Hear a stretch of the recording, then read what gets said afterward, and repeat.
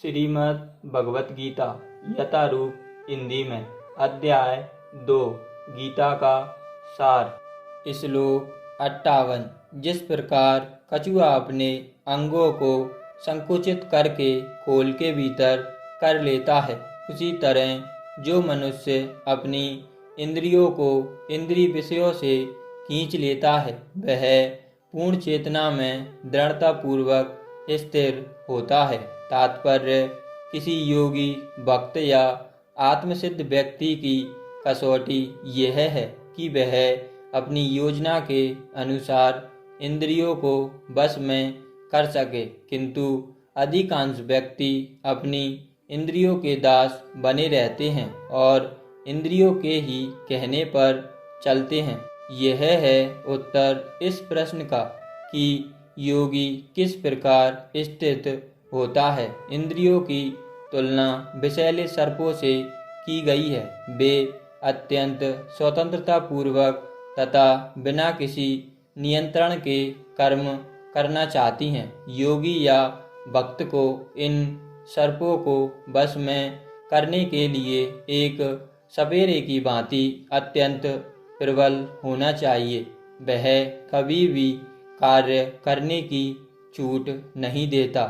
शास्त्रों में अनेक आदेश हैं, उनमें से कुछ करो तथा कुछ ना करो से संबंध हैं। जब तक कोई इन करो या ना करो का पालन नहीं कर पाता और इंद्रिय भोग पर संयम नहीं बरतता है, तब तक उसका कृष्ण भावनामृत में स्थिर हो पाना असंभव है। यहाँ पर सर्वश्रेष्ठ उदाहरण कछुए का है। वह किसी भी समय अपने अंग समेट सकता है और पुनः विशिष्ट उद्देश्य से उन्हें प्रकट कर सकता है। इसी प्रकार कृष्ण भावना भावित व्यक्तियों की इंद्रियां भी केवल भगवान की विशिष्ट सेवा के लिए काम आती हैं, अन्यथा उनका संकोच कर लिया जाता है। अर्जुन को उपदेश दिया जा रहा है कि वह अपनी इंद्रियों को आत्मतुष्टि में ना करके भगवान की सेवा में लगाए। अपनी इंद्रियों को सदैव भगवान की सेवा में लगाए रखना कुरुम द्वारा प्रस्तुत दृष्टांत के अनुरूप है, जो अपनी इंद्रियों को समेटे रखता है। श्लोक 59। देहधारी जीव इंद्रिय भोगों से भले ही निवृत्त हो जाएं, पर उसमें इंद्रिय भोगों की इच्छा बनी रहती है। लेकिन उत्तम रस के अनुभव होने से ऐसे कार्यों को बंद करने पर वह भक्ति में स्थिर हो जाता है। तात्पर्य: जब तक कोई आध्यात्म को प्राप्त न हो, तब तक इंद्रिय भोग से व्रत होना असंभव है। विधि विधानों द्वारा इंद्रिय भोग को संयमित करने की विधि वैसी ही है जैसे किसी रोगी के किसी भोज्य पदार्थ खाने पर प्रतिबंध लगाना, किंतु इससे रोगी की ना तो भोजन के प्रति रुचि समाप्त होती है और ना वह ऐसा प्रतिबंध लगाया जाना चाहता है। इसी प्रकार अल्पज्ञानी व्यक्तियों के लिए इंद्रिय संयम के लिए अष्टांग योग जैसी विधि की संस्तुति की जाती है, जिससे यम, नियम, आसन, प्राणायाम, प्रत्याहार, धारणा, ध्यान आदि सम्मिलित हैं। किंतु जिसने कृष्ण भावनामृत के पथ पर प्रकृति के क्रम में परमेश्वर कृष्ण के सौंदर्य का रस स्वादन कर लिया है, उसे जड़ भौतिक वस्तुओं में कोई रुचि नहीं रह जाती। अतः आध्यात्मिक जीवन में ये सारे प्रतिबंध अल्पज्ञानी नवदीक्षितों के लिए हैं। ऐसे प्रतिबंध तभी तक ठीक हैं जब तक कृष्ण भावनामृत में रुचि जागृत नहीं हो जाती, और जब वास्तव में रुचि जग जाती है तो मनुष्य में स्वतः ऐसी वस्तुओं के प्रति अरुचि उत्पन्न हो जाती है। श्लोक 60।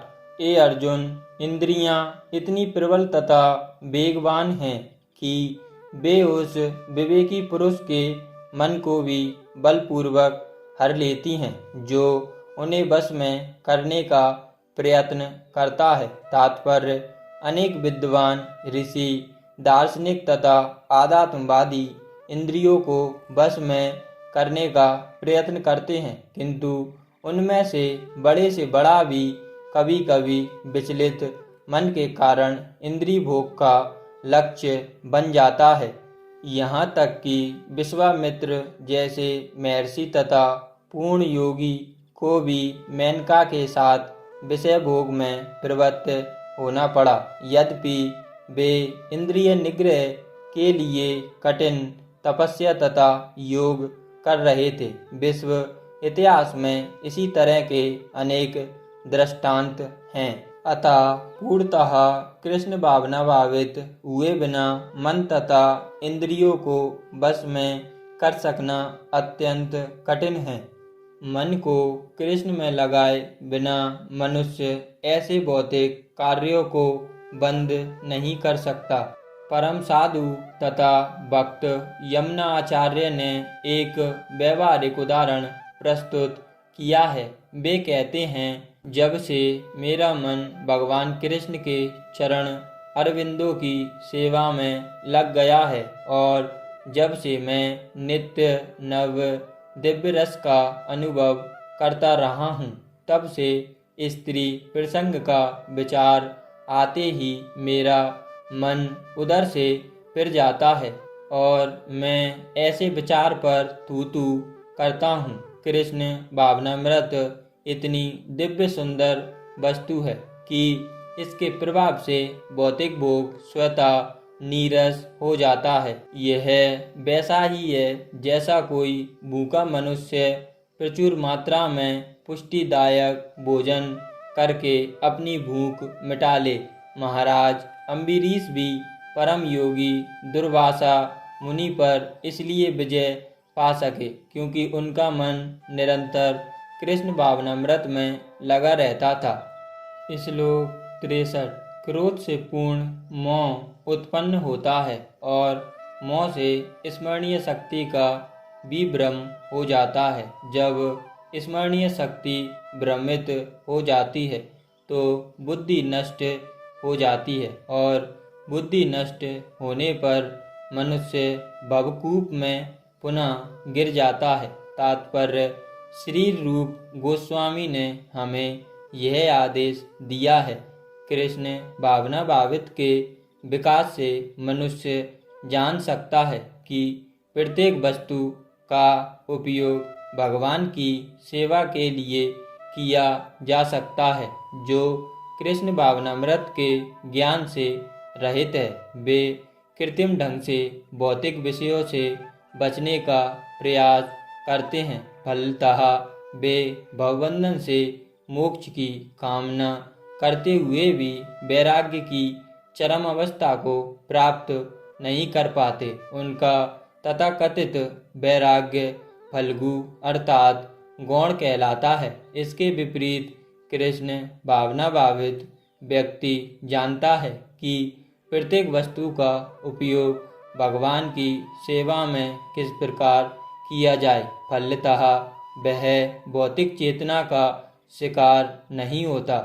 उदाहरण अर्थ, निर्विशेषवादी के अनुसार भगवान निराकार होने के कारण भोजन नहीं कर सकते, अतः वह अच्छे खाद्यों से बचता रहता है। किंतु भक्त जानता है कि कृष्ण परम भोक्ता है और भक्ति पूर्वक उन पर जो भी भेंट चढ़ाई जाती है उसे वे खाते हैं। अतः भगवान को अच्छा भोजन चढ़ाने के बाद भक्त प्रसाद ग्रहण करता है। इस प्रकार हर वस्तु प्राणवान हो जाती है और अतः पतन का कोई संकट नहीं रहता। भक्त कृष्ण भावनामृत में रहकर प्रसाद ग्रहण करता है, जबकि अभक्त इसे पदार्थ के रूप में तिरस्कार कर देता है। अतः निर्विशेषवादी अपने कृत्रिम त्याग के कारण जीवन को भोग नहीं पाता और यही कारण है कि मन के थोड़े से विचलन से वह भवकूप में पुनः आ गिरता है। कहा जाता है कि मुक्ति के स्तर तक पहुंच जाने पर भी ऐसा जीव नीचे गिर जाता है, क्योंकि उसे भक्ति का कोई आश्रय नहीं मिलता। श्लोक 64। किंतु समस्त राग तथा द्वेष से मुक्त एवं अपनी इंद्रियों को संयम द्वारा वश में करने में समर्थ व्यक्ति भगवान की पूर्ण कृपा प्राप्त कर सकता है। तात्पर्य यह पहले ही बताया जा चुका है कि कृष्ण विधि से इंद्रियों पर प्रारूप से नियंत्रण किया जा सकता है, किंतु जब तक इंद्रियां भगवान की दिव्य सेवा में नहीं लगाई जाती तब तक नीचे गिरने की संभावना बनी रहती है। यद्यपि पूर्णतः कृष्ण भावना भावित व्यक्ति ऊपर से विषयी स्तर पर क्यों न दिखे, किंतु कृष्ण भावना भावित होने से वह विषय कर्मों में आसक्त नहीं होता। उसका एकमात्र उद्देश्य तो कृष्ण को प्रसन्न करना रहता है, अन्य कुछ नहीं। अतः वह समस्त आसक्ति तथा विरक्ति से मुक्त होता है।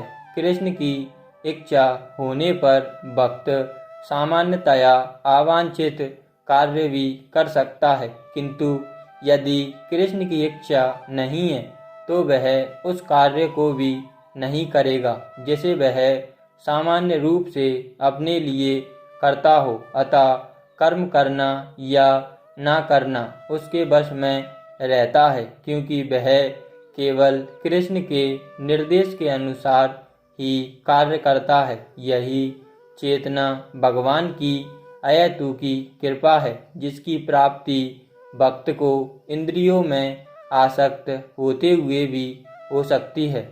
श्लोक 64। इस प्रकार से कृष्ण भावनामृत में तुष्ट व्यक्ति के लिए संसार के तीनों ताप नष्ट हो जाते हैं और ऐसी तुष्ट चेतना होने पर उसकी बुद्धि शीघ्र ही स्थिर हो जाती है।